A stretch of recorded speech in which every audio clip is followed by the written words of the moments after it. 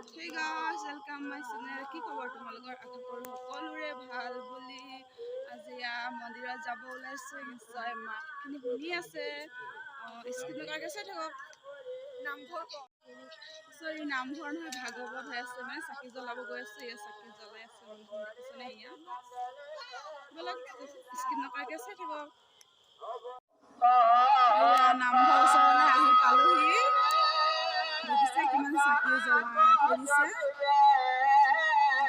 Skip নকৰাকৈ চাই থাকক ভিডিঅ'টো।